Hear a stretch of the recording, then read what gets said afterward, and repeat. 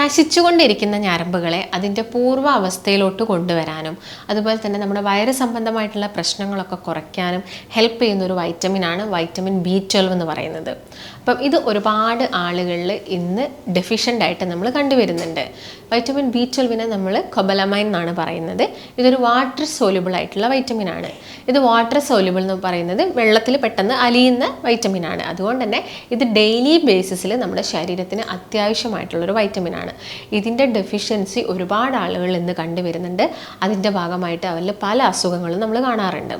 അതായത് ഈ അനീമിക് പെട്ടെന്നാവുന്നത്, അതായത് വിളർച്ച പെട്ടെന്ന് സംഭവിക്കുന്നത് ഒരു കാരണമാവുന്നുണ്ട്. വൈറ്റമിൻ B12 കുറഞ്ഞു കഴിഞ്ഞാൽ നിങ്ങൾ പെട്ടെന്നായിട്ട് നിങ്ങളുടെ ശരീരം പെട്ടെന്ന് ക്ഷീണം വരുന്നു, ഉറക്കം കൂടുതലാവുന്നു, അനീമിക് ആവുന്നു, ഇങ്ങനെയുള്ള പ്രശ്നങ്ങൾ കണ്ടുവരാറുണ്ട്. അതുപോലെ തന്നെ നമ്മുടെ മസിൽസിനൊക്കെ എടുത്ത് നോക്കുകയാണെങ്കിൽ അവിടെ പെട്ടെന്ന് ക്രാംസ് വരുന്നു, നാഡികളിൽ തകരാറ് സംഭവിച്ചിട്ട് തരിപ്പ് മരവിപ്പ് പ്രശ്നങ്ങൾ വരുന്നു, മറവി വരുന്നു, കോർഡിനേഷനൊക്കെ നഷ്ടപ്പെടുന്നു, അതുപോലെ തന്നെ വയറ് സംബന്ധമായിട്ടുള്ള പ്രശ്നങ്ങൾ വരുന്നു, ഡൈജഷൻ ഇംപ്രോപ്പറായിട്ട് മാറുന്നു. ഇങ്ങനെയുള്ള പ്രശ്നങ്ങളൊക്കെ നമ്മൾ വൈറ്റമിൻ B12 കുറഞ്ഞു കഴിഞ്ഞാൽ ആളുകളിൽ കണ്ടുവരാറുണ്ട്. അപ്പോൾ ഈ ഒരു വിറ്റാമിൻ B12 എന്ന് പറയുന്നത് നമ്മളിൽ പലർക്കും ഇതിൻ്റെ സോഴ്സസ് അറിയത്തില്ല. അപ്പം ഒരുപാട് ആളുകളിൽ ഇത് ഡെഫിഷ്യൻ്റ് ആയിട്ടും കണ്ടുവരുന്നുണ്ട്. കണ്ടിന്യൂസ് ആയിട്ട് മദ്യപാനം അല്ലെങ്കിൽ അമിതമായിട്ട് പുകവലിയുള്ള ആളുകളിലൊക്കെ ഇത് ഒരുപാട് കുറവായിട്ട് നമ്മൾ കണ്ടുവരാറുണ്ട്. അപ്പം അവരെന്തൊക്കെ കാര്യങ്ങളാണ് ഭക്ഷണത്തിൽ ശ്രദ്ധിക്കേണ്ടത്, അതുപോലെ തന്നെ അവർ ഒഴിവാക്കേണ്ട ചില ഫുഡ് ഐറ്റംസും കാര്യങ്ങളും ഒക്കെ ഉണ്ട്. അപ്പം ഇതൊക്കെ നമ്മൾ ശ്രദ്ധിക്കുകയാണെങ്കിൽ ഈ ഒരു ഡെഫിഷ്യൻസി നമുക്ക് കുറച്ചെടുക്കാൻ സാധിക്കുന്നതാണ്. വൈറ്റമിൻ B12 ഞാൻ നേരത്തെ പറഞ്ഞപ്പോൾ തന്നെ വാട്ടർ സോല്യൂബിൾ ആണ്. വൈറ്റമിൻ B6 B7 എല്ലാം നമുക്ക് അറിയുന്നതാണ്. ഇതെല്ലാം തന്നെ വാട്ടർ സോല്യൂബിൾ ആണ്. ഇതിൻ്റെ അകത്ത് വൈറ്റമിൻ എയും ഡിയും ഇയും കെയും മാത്രമാണ് ഫാറ്റ് സോല്യൂബിൾ ആയിട്ട് വരുന്നത്. ബാക്കി വൈറ്റമിൻ B ഒക്കെ വാട്ടർ സോല്യൂബിൾ ആയിട്ടുള്ള വൈറ്റമിനാണ്. അതുകൊണ്ട് തന്നെ നമുക്കിത് ഡെയിലി ബേസിസിൽ എടുക്കുന്നതുകൊണ്ടൊന്നും യാതൊരു പ്രശ്നവും വരില്ല. ഒരുപാട് ആളുകൾക്ക് ഡൗട്ട് ഉണ്ട്, ഇത് കൂടുതൽ എടുത്തു കഴിഞ്ഞാലൊക്കെ ശരീരത്തിന് പ്രശ്നമാവുമോ എന്നുള്ളൊരു കാര്യം. ഒരിക്കലുമില്ല. നമ്മുടെ ശരീരത്തിൽ കോർഡിനേഷൻ ആണെങ്കിലും ഞാൻ നേരത്തെ പറഞ്ഞ പോലെ തന്നെ ഈ മറവിയൊക്കെ പെട്ടെന്ന് ചെറിയ പ്രായത്തിൽ തന്നെ നമുക്ക് പെട്ടെന്ന് മറവി വരിക അല്ലെങ്കിൽ ഒരു തപ്പിത്തടയിലൊക്കെ വരാറുണ്ട്. അപ്പം അതിനൊക്കെ കാരണം ഈ ഒരു B12 ഡെഫിഷ്യൻസിയാണ്. നമ്മൾ അനാവശ്യമായിട്ട് ഒരുപാട് ഫുഡ് ഐറ്റംസ് കഴിക്കുന്നുണ്ട്, പക്ഷേ പ്രോപ്പറായിട്ടുള്ള ന്യൂട്രിയൻസ് നമ്മുടെ ശരീരത്തിൽ എത്തുന്നില്ല. അപ്പം ആ ഒരു രീതിയിൽ തന്നെ നിങ്ങൾ ഫുഡ് കഴിക്കണം. ഇപ്പോൾ ഒരു പ്രായമായിട്ടുള്ള ആളുകളൊക്കെ എടുത്ത് നോക്കുകയാണെങ്കിൽ ഒരു 60-65 ഒക്കെ ആവുന്ന ആളുകളെ എടുത്ത് നോക്കുകയാണെങ്കിൽ അവരിൽ നമ്മൾ കോമൺ ആയിട്ട് കണ്ടുവരുന്നതാണ് വിറ്റാമിൻ ഡിൻ്റെയും അതുപോലെ തന്നെ വിറ്റാമിൻ B12 ഒക്കെ ഡെഫിഷ്യൻസി. അപ്പം അത് നമ്മൾ കുറച്ചെടുക്കാൻ പറ്റുകയെന്ന് വെച്ചാൽ നമ്മൾ ടെസ്റ്റ് ചെയ്യണോ എന്ന് ചോദിച്ചു കഴിഞ്ഞാൽ അല്ലാതെ നമ്മൾ ഈ പ്രശ്നങ്ങളൊക്കെ അലട്ടുന്നുണ്ടെങ്കിൽ നിങ്ങൾക്കൊന്ന് ജസ്റ്റ് ടെസ്റ്റ് ചെയ്യുന്നത് നല്ലതാണ്. ഇല്ലെങ്കിൽ നിങ്ങളിത് റിച്ച് ആയിട്ടുള്ള ഭക്ഷണങ്ങൾ കഴിക്കുക. ഒരിക്കലും നിങ്ങളോട് സപ്ലിമെൻറ്റ്സ് കഴിക്കാൻ വേണ്ടിയിട്ട് പറയുന്നില്ല. നിങ്ങളിത് റിച്ച് ആയിട്ടുള്ള ഫുഡ് കഴിക്കുമ്പം തന്നെ നമുക്ക് ഈ പ്രശ്നങ്ങളും കാര്യങ്ങളൊക്കെ കുറച്ചെടുക്കാൻ സഹായിക്കുന്നതാണ്. ഞാൻ നേരത്തെ പറഞ്ഞപ്പോൾ ഇത് അനീമിയയ്ക്ക് കാരണമാവുന്നു എന്ന് പറഞ്ഞത് വിളർച്ചയ്ക്ക് കാരണമാവുന്നു എന്ന് പറഞ്ഞു. അതെങ്ങനെയാണെന്ന് വെച്ചാൽ ഈ ഒരു RBC ഉണ്ട്, ചുവന്ന രക്താണുക്കൾ. ഇതിൻ്റെ പ്രൊഡക്ഷന് വൈറ്റമിൻ B12 അത്യാവശ്യമാണ്. അപ്പോൾ ഇത് കുറഞ്ഞു കഴിഞ്ഞാൽ RBCയുടെ പ്രൊഡക്ഷൻ കുറയുകയും ഓട്ടോമാറ്റിക്കലി വിളർച്ച സംഭവിക്കുകയും ചെയ്യുന്നു. അതുപോലെ തന്നെ നാഡികളുടെ പ്രവർത്തനത്തിന് എങ്ങനെയാണ് ഇത് ഹെൽപ്പ് ചെയ്യുന്നത് നോക്കാം. നാഡികൾ കവർ ചെയ്തിരിക്കുന്നത് മൈലിൻ ഷീത്ത് എന്ന് പറഞ്ഞൊരു കവറിങ് കൊണ്ടാണ്. അപ്പം ഈ ഒരു കവറിങ് ഉള്ളത് നാഡിക്ക് പ്രൊട്ടക്ഷനാണ്. നാഡിയിൽ നിന്നും ഇമ്പൾസിനെ നമ്മുടെ ബ്രെയിനിലോട്ടൊക്കെ കൊണ്ടുപോകുന്നത് ഈ ഒരു മൈലിൻ ഷീത്തിൻ്റെ സഹായത്തോടു കൂടിയാണ്. അപ്പം ഈ ഒരു മൈലിൻ ഷീത്തിന് ഡാമേജ് ആണ് സംഭവിക്കുന്നത്. വൈറ്റമിൻ B12 കുറഞ്ഞു കഴിഞ്ഞാൽ മൈലിൻ ഷീത്തിന് ഡാമേജ് സംഭവിക്കുകയും പ്രോപ്പറായിട്ടുള്ള ഇമ്പൾസും കാര്യങ്ങളൊന്നും ഇല്ലാതാകുകയും അവിടെ നമുക്ക് എന്ത് സംഭവിക്കുന്നു, ഈ കോർഡിനേഷൻ കാര്യങ്ങൾ കുറഞ്ഞു പോകുന്നു, മറവി പോലുള്ള പ്രശ്നങ്ങളൊക്കെ കണ്ടുവരാറുണ്ട്. അപ്പം ഇതിനൊരു റീസണാണ്. പിന്നെ ഒരു പ്രശ്നം എന്ന് വെച്ചാൽ തൈറോയ്ഡ് ഗ്രന്ഥിയിൽ നിന്നും ഹോർമോൺസിൻ്റെ പ്രൊഡക്ഷൻ ഉണ്ടാവണമെങ്കിൽ ഈ ഒരു വിറ്റാമിൻ B12 അത്യാവശ്യമുണ്ട്. അപ്പോൾ അത് ഇംപ്രോപ്പറായി കഴിഞ്ഞാൽ നിങ്ങൾക്ക് തൈറോയ്ഡ് അസുഖം വരാനുള്ള ചാൻസസ് ഉണ്ട്. ചില സ്ത്രീകളൊക്കെ എടുത്ത് നോക്കിക്കഴിഞ്ഞാൽ അവർക്കൊരു പ്രായം എത്തിക്കഴിഞ്ഞാൽ തൈറോയിഡിൻ്റെ അസുഖമൊക്കെ വരാറുണ്ട്. അപ്പം അതിനുള്ളൊരു റീസണിൽ ഒന്നെന്ന് പറയുന്നത് വൈറ്റമിൻസിൻ്റെ ഒക്കെ ഡെഫിഷ്യൻസി തന്നെയാണ്. അതുപോലെ തന്നെ നമ്മുടെ ഗട്ട് ഫ്ലോറ ഓക്കെ അല്ലെങ്കിൽ നമ്മുടെ ഗട്ടിനകത്ത് നല്ല ബാക്ടീരിയാസിൻ്റെ ഒക്കെ കുറവുണ്ടെങ്കിൽ വിറ്റാമിൻ B12 ശരീരത്തിൽ കുറയാനുള്ള ചാൻസസ് ഉണ്ട്.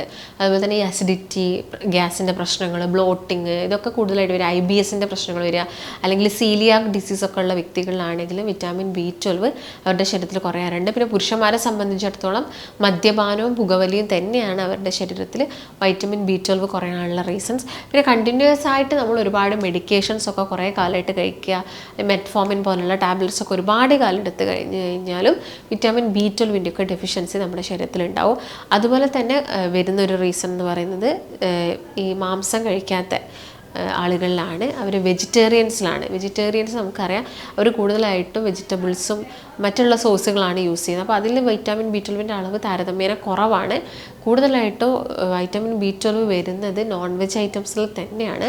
അതിലാകുന്ന സമയത്ത് കൂടുതലായിട്ട് നമുക്ക് കിട്ടുന്നുണ്ട്. അപ്പം അതുകൊണ്ടും ഈ വൈറ്റമിൻ B12 ഡെഫിഷ്യൻസി വന്നേക്കാം. അപ്പം ഇത്രയാണ് മെയിനായിട്ടുള്ള കുറച്ച് കാരണങ്ങൾ, ഇത് കുറഞ്ഞു പോകാനുള്ള കുറച്ച് കാരണങ്ങൾ. അപ്പം നിങ്ങൾ ആദ്യം തന്നെ ഫുഡിലാണ് ശ്രദ്ധിക്കേണ്ടത്. ഒരിക്കലും സപ്ലിമെൻറ്റ്സ് എടുക്കാൻ വേണ്ടിയിട്ട് പോകരുത്. അപ്പോൾ നമ്മൾ ഫുഡിലൂടെ നമുക്കിതെങ്ങനെ കൂട്ടിയെടുക്കാം. അതിപ്പം ഞാൻ നേരത്തെ പറഞ്ഞ പോലെ തന്നെ ഈ നോൺ വെജ് ഐറ്റംസിലാണ് കൂടുതലുള്ളത്. ഇപ്പം ചിക്കനും ബീഫിലും മട്ടനും റെഡ് മീറ്റിലും എല്ലാം തന്നെ ഈ ഒരു വിറ്റാമിൻ B12 കൂടുതലാണ്. അത് കരുതിയിട്ട് നമ്മൾ അമിതമായിട്ട് കഴിക്കാൻ നിൽക്കരുത്. ഇപ്പോൾ റെഡ് മീറ്റൊക്കെ കൂടുതൽ കഴിച്ച് കഴിഞ്ഞാൽ പ്രശ്നം തന്നെയാണ്. നമുക്ക് വീക്കിലി വേണ്ടൊരു ബേസിസിൽ മാത്രം നമ്മൾ വൈറ്റമിൻ B12 എടുത്താൽ മതി. മുട്ട കഴിക്കുന്നുണ്ടെങ്കിലും അത് റിച്ചാണ്. അതുപോലെ തന്നെ ഷെൽഫിഷും കാര്യങ്ങളും, ഞണ്ട്, ചെമ്മീൻ, കക്ക, ഇതിലൊക്കെ തന്നെ വിറ്റാമിൻ B12 കൂടുതലായിട്ട്. പാലുൽപ്പന്നങ്ങളും ഗീ, അതുപോലെ തന്നെ ചീസ്, ബട്ടർ, ഇതിൽ നിന്നെല്ലാം നമുക്ക് വൈറ്റമിൻ B12 കിട്ടുന്നുണ്ട്. പനീറൊക്കെ കഴിച്ചാലും മതി. അപ്പം വെജിറ്റേറിയൻസ് ആണെങ്കിൽ അവർക്കുള്ളൊരു ഓപ്ഷൻ ഇതാണ്. എന്നാലും അവരിലെ ഡെഫിഷ്യൻസി വരാനുള്ള ചാൻസസ് കുറച്ച് കൂടുതലാണ്. അപ്പം അങ്ങനെയുള്ള വ്യക്തികളൊക്കെ ആണെങ്കിലും ഒരു ഡോക്ടറിൻ്റെ നിർദ്ദേശപ്രകാരം മാത്രം സപ്ലിമെൻറ്റ്സ് എടുക്കുകയാണെങ്കിൽ മാത്രം എടുക്കുക. ഇല്ലെങ്കിൽ നിങ്ങൾ ഫുഡിലൂടെ തന്നെ അതൊന്ന് മാനേജ് ചെയ്യാൻ വേണ്ടിയിട്ടൊക്കെ ശ്രദ്ധിക്കുക. അപ്പം വിറ്റാമിൻ B12 കേസ് നോക്കുകയാണെങ്കിൽ മെയിനായിട്ടും ഈ പ്രശ്നങ്ങളാണ് ആളുകളിൽ കണ്ടുവരാറുള്ളത്. അപ്പോൾ അതിൽ ഏറ്റവും കൂടുതൽ നമ്മൾ കണ്ടുവരുന്നത് ഈ തരിപ്പും മരവിപ്പും പ്രശ്നങ്ങളും തന്നെയാണ്. അതുപോലെ തന്നെ മസിൽ ക്രാംസ് വരുന്നത്, രാത്രി സമയത്ത് ഉറങ്ങുന്ന സമയത്ത് ഇടയ്ക്കിടയ്ക്ക് ക്രാംസ് വരുന്നത്, D-യുടെയും അതുപോലെ തന്നെ B12 ഒക്കെ ഡെഫിഷ്യൻസിയാണ് കൂടുതലും കണ്ടുവരുന്നത്. തരിപ്പും മരവിപ്പൊക്കെ വരുന്ന സമയത്ത് നമ്മൾ ഒട്ടുമിക്ക ആളുകൾ വിചാരിക്കുന്നത് ഷുഗർ കൂടിയിട്ടായിരിക്കും, അല്ലെങ്കിൽ പ്രായമൊക്കെ എത്തിക്കഴിയുന്ന സമയത്ത് അതൊരു ഏജിൻ്റെ ഭാഗമായിട്ടായിരിക്കും എന്നാണ് വിചാരിക്കുക. പക്ഷെ അത് ഒട്ടുമിക്ക സമയങ്ങളിലും വൈറ്റമിൻസിൻ്റെ ഡെഫിഷ്യൻസിയാണ്. നിങ്ങൾക്ക് ഇടയ്ക്കിടയ്ക്ക് അസുഖം വരും. ഒരു അസുഖം വന്നു കഴിഞ്ഞ് മെഡിസിൻസ് എടുക്കുന്ന സമയത്ത് അത് കുറയുന്നു, പിന്നെ മെഡിസിൻസ് സ്റ്റോപ്പ് ചെയ്യുമ്പോൾ അത് വീണ്ടും വരുന്നു. ഇതൊക്കെ നമ്മുടെ ഇമ്മ്യൂണിറ്റി കുറയുന്നത് കൊണ്ടാണ്. അപ്പം രോഗപ്രതിരോധ ശേഷി കുറയുന്ന സമയത്ത് അസുഖങ്ങളും നമുക്ക് ഇടയ്ക്കിടയ്ക്ക് വരാനുള്ള ചാൻസസ് ഉണ്ട്. അപ്പോൾ നിങ്ങൾ നോക്കുക, വിറ്റാമിൻ B12 ഡെഫിഷ്യൻസി ആയിരിക്കും ഒട്ടുമിക്ക സമയങ്ങളിലും. മെമ്മറി ലോസ് ഒക്കെ ഒട്ടുമിക്ക ആളുകൾക്കും ഒരു 60+ ഒക്കെ ആവുന്ന 70+ ഒക്കെ ആവുന്ന സമയത്താണ് മെമ്മറി ഒക്കെ ചെറുതായിട്ടൊക്കെ ഒന്ന് കുറയും, അല്ലെങ്കിൽ ഒരു തപ്പിത്തടയിലൊക്കെ വരുന്നത്. പക്ഷേ ഇന്ന് നമുക്കൊരു ജനറേഷൻ എടുത്ത് നോക്കുകയാണെങ്കിൽ അവർക്കും ഈ പ്രശ്നങ്ങളുണ്ട്. കാരണം അവർ കൂടുതലായിട്ടും ഇത് കഴിക്കുന്ന ഒരു ഫുഡ് എന്ന് പറയുന്നത് ഫാസ്റ്റ് ഫുഡ് ഐറ്റംസ് ആണ്. അപ്പോൾ കൂടുതൽ ഫാസ്റ്റ് ഫുഡ് ഐറ്റംസ് നമ്മൾ കഴിച്ചു കഴിഞ്ഞാലും ഈ ഫ്രീ റാഡിക്കൽ റിലീസാണ് നമ്മുടെ ബോഡിയിൽ ഉണ്ടാകുന്നത്. അപ്പോൾ അതിൻ്റെ ഭാഗമായിട്ടും ഈ വൈറ്റമിൻസിൻ്റെ ഒക്കെ ഡെഫിഷ്യൻസി വരും. വിറ്റാമിൻ B12 ആണെങ്കിലും അതിൻ്റെ അബ്സോർപ്ഷൻ നടക്കുന്നത് ചെറുകുടലിൽ വെച്ചിട്ടാണ്. അപ്പോൾ നമ്മൾ കഴിച്ചു കഴിഞ്ഞാലും ആമാശയത്തിൽ നിന്ന് ഒരു പാർഷ്യൽ ഡൈജഷൻ കഴിഞ്ഞ് പിന്നെ ചെറുകുടലിൽ എത്തി കഴിഞ്ഞതിന് ശേഷം അത് ലിവറിലാണ് അതെന്ത് ചെയ്യുന്നത്, സ്റ്റോർ ചെയ്യപ്പെടുന്നത്. അതിൻ്റെ അബ്സോർപ്ഷൻ നടക്കുന്നത് ചെറുകുടലിലാണെങ്കിലും ലിവറിലാണ് ഇത് സ്റ്റോർ ചെയ്യപ്പെടുന്നത്. അപ്പം നമ്മൾ കറക്റ്റായിട്ടുള്ള അളവിൽ എല്ലാ ദിവസവും ആ ഒരു വൈറ്റമിൻസിൻ്റെ ഒന്നും ഡെഫിഷ്യൻസി വരാൻ പാടില്ല. അളവിൽ ഫുഡ് കഴിക്കാൻ വേണ്ടിയിട്ടൊക്കെ നിങ്ങൾ ശ്രദ്ധിക്കണം. വൈറ്റമിൻ B12 ഡെഫിഷ്യൻസി പെട്ടെന്ന് ഉണ്ടാകുന്ന സമയത്ത് നമുക്ക് വരുന്ന ഒരു കാര്യം എന്ന് വെച്ചാൽ തരിപ്പും മരവിപ്പും, അതുപോലെ തന്നെ മുടി പെട്ടെന്ന് കൊഴിഞ്ഞു പോകുന്ന പ്രശ്നങ്ങളൊക്കെ വരാറുണ്ട്. അതുപോലെ തന്നെ ജോയിൻറ്റ്സിലാണെങ്കിൽ പെയിൻ സ്റ്റാർട്ട് ചെയ്യാറുണ്ട്. അപ്പം ഇങ്ങനെയുള്ള ടൈമിൽ നമ്മൾ ചിലപ്പോൾ വിറ്റാമിൻ D കുറവാണ് എന്നൊക്കെയാണ് വിചാരിക്കാറ്. പക്ഷേ ഈ ഒരു പെട്ടെന്ന് മറന്നു പോവുക, നമ്മളൊരു കാര്യം ഓർത്തിട്ട് അത് ചെയ്യാൻ വിട്ടുപോവുക, ഈ സമയത്തൊക്കെയാണ് നിങ്ങൾ മനസ്സിലാക്കേണ്ടത് ഈ ഒരു വൈറ്റമിൻ B12 ഡെഫിഷ്യൻസി തന്നെയാണ് എന്നുള്ളത്. അപ്പം ആ സമയത്ത് നിങ്ങൾ ഒരുപാട് ഫുഡ് എടുത്ത് കഴിക്കാൻ പാടില്ല. ഒട്ടുമിക്ക ആളുകളും ചെയ്യുന്നത് ഡെഫിഷ്യൻ്റ് ആണല്ലോ, അപ്പോൾ പെട്ടെന്ന് ഒരുപാട് കഴിച്ചു കഴിഞ്ഞാൽ ഓക്കെ ആവും എന്ന് കരുതാറുണ്ട്. അപ്പോൾ ഒരിക്കലുമില്ല. അപ്പോൾ എല്ലാ ദിവസവും നിങ്ങൾ ചെറിയൊരളവിൽ മാത്രം മത്സ്യവും മാംസവും ഒക്കെ ഉൾപ്പെടുത്തുക. മത്സ്യം കഴിക്കുന്ന സമയത്താണെങ്കിലും omega-3 പോലെയുള്ള മത്സ്യം കൂടുതലായിട്ട് കഴിക്കുക. omega-3 റിച്ച് ആയിട്ടുള്ള മത്സ്യങ്ങൾ കഴിക്കുക. മത്തി, അയല പോലുള്ള മത്സ്യങ്ങളൊക്കെ നിങ്ങൾ ഭക്ഷണത്തിൽ ഉൾപ്പെടുത്താൻ വേണ്ടിയിട്ട് ശ്രദ്ധിക്കുക. ഇതിൻ്റെ കൂടെ തന്നെ നമ്മുടെ ശരീരത്തിന് പ്രതിരോധം കൂട്ടുന്ന രീതിയിലുള്ള കാര്യങ്ങൾ, ഇതിപ്പം മഞ്ഞളായിക്കോട്ടെ, ചെറുനാരങ്ങ ആയിക്കോട്ടെ, ഇതൊക്കെ നിങ്ങളുടെ ഫുഡ് ഐറ്റംസിൽ ഉൾപ്പെടുത്തണം. സാലഡ്സ് കഴിച്ചിരിക്കണം. നിങ്ങൾ നോൺ വെജ് കഴിക്കുന്നുണ്ടെങ്കിൽ അതിൻ്റെ കൂടെ സാലഡ്സ് ഉൾപ്പെടുത്തണം.